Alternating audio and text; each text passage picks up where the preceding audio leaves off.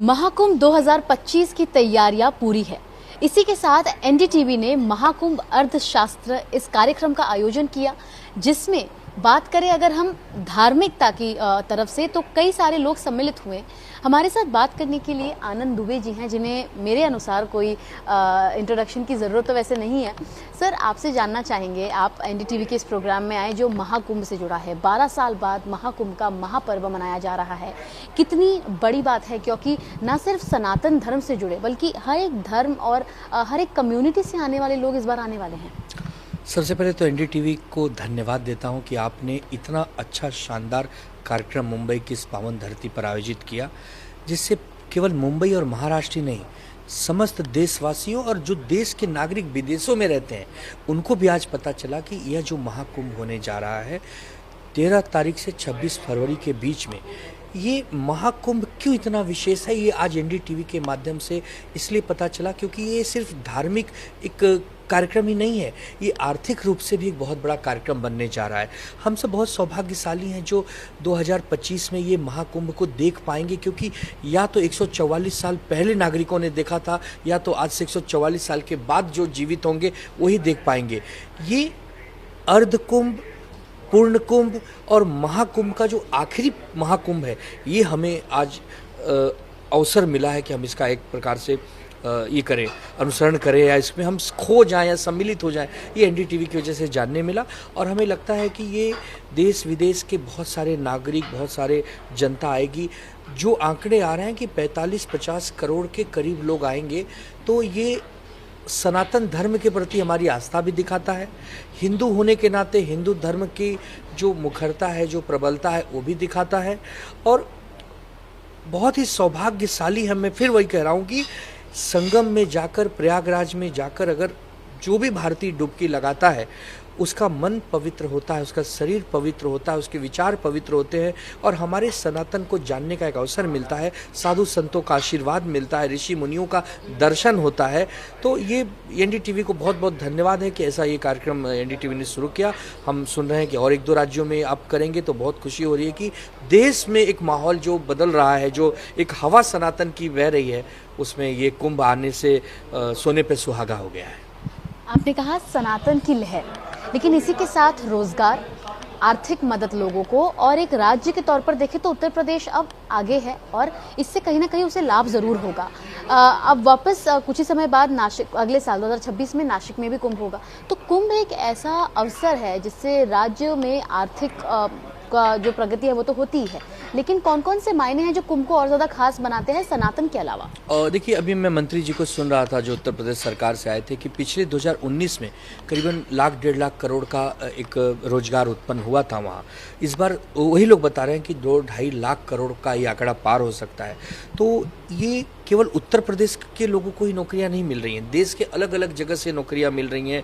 Hotels का एक trend बढ़ा है, ट्रांसपोर्टेशन खूब बढ़ा है, तो एक पूरा चैन है जो इसमें एक दूसरे से जुड़ा हुआ है। एयरपोर्ट हो, पोर्ट हो, स्टेशन हो, खाने पीने की वस्तुएं हों, सामग्री हो, कपड़े हों, शॉल हों, हर जगह एक उद्योग ही उद्योग इस कुंभ में दिख रहा है। और हम समझते हैं कि हमारे पुराने समय में भी एक नीति रही है कि अगर आपको धर्म को आगे बढ़ाना है तो अर्थ को भी आगे बढ़ाना होगा। आपको तुम बिन यज्ञ न होवे वस्त्र न हो पाता, मतलब एक लक्ष्मी जी तो चाहिए।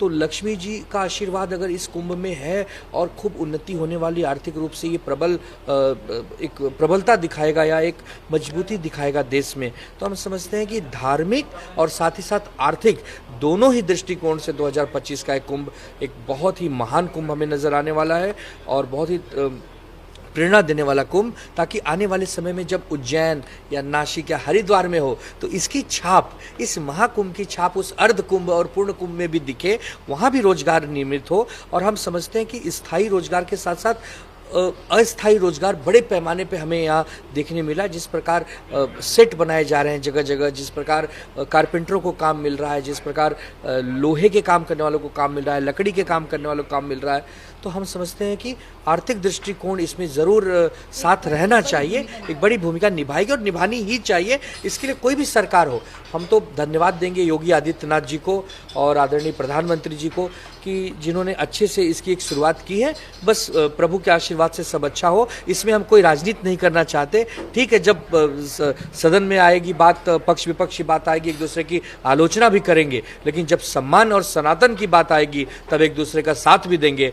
हम तो देवेंद्र जी जब अच्छा काम करते हैं तो हम उनकी सराहना करते हैं, और जब खराब काम करते हैं तो आलोचना करते हैं। यही तो लोकतंत्र की खूबसूरती है। और लोकतंत्र में बात आ जाती है राजनीति की। राजनीति से आप जुड़े हुए हैं, तो एक उसके दृष्टिकोण से यदि देखा जाए तो इस बार हालांकि सिर्फ एक समुदाय के लोग नहीं हैं, बल्कि एक और जहां माइनॉरिटीज़ के भी लोग वहां पर बड़ी संख्या में आने वाले हैं। कुछ ऐसे महंत थे, उनका कहना है कि धर्मांतरण के लिए भी लोग शायद वहां पर तैयार हो जाए, क्योंकि वहां का जो माहौल है वो इतना ज़्यादा भव्य होने वाला है। आपको क्या लगता है कि एक राजनेता के तौर पर आप कैसे देखते हैं कि यहाँ पर हर एक कम्युनिटी के लोग आएंगे, कोई राजनीति नहीं हो? देखिए, सनातन का एक बहुत ही पुराना वाक्य और बहुत मजबूत वाक्य है कि वसुदेव कुटुंबकम, पूरा विश्व हमारा परिवार है। तो चाहे कोई किसी भी धर्म को मानता हो, वो कहीं न कहीं से मूल सनातनी ही है। अगर वो अपने घर आता है और अपने घर में आके फिर तिलक लगाता है, त्रिपुंड लगाता है, शंख बजाता है, भगवा धारण करता है, तो उसका तो स्वागत ही है। जो ये नहीं करना चाहता, फिर भी आकर हमारी बात सुनना चाहता है, साधु संतों का आशीर्वाद लेना चाहता है, उसका भी स्वागत है। हम तो गंदी राजनीति से ऊपर उठना चाहते हैं। हम सबको साथ, सबको विकास, ये जो नारा था, इस पे काम करना चाहते हैं। और असल में अगर इस पर काम करना है तो सनातनियों का फॉलोअप सभी को करना होगा। चाहे कोई कुछ भी धर्म माने, वो सनातनी अगर है तभी उसका कल्याण संभव है, अन्यथा तो फिर। आखिरी सवाल कि आप कब जा रहे हैं महाकुंभ में स्नान करने, डुबकी लगाने, और क्या प्लान रहेगा आपका प्रयागराज उतरते ही?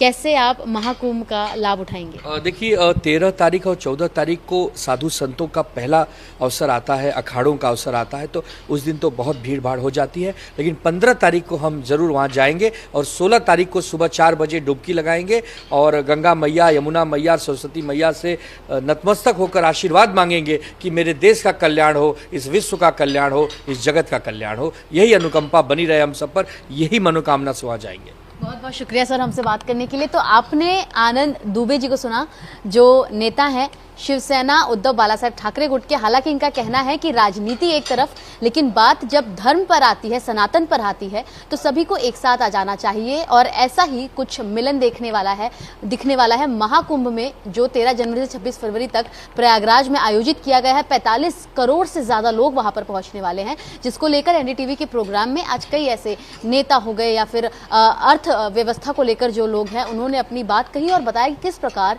महाकुंभ इस बार सिर्फ एक पर्व नहीं बल्कि एक महापर्व के तौर पर मनाया जाएगा। मुंबई से कैमरा पर्सन सुनील खंकरियाल के साथ सुजाता द्विवेदी, एनडीटीवी इंडिया के लिए।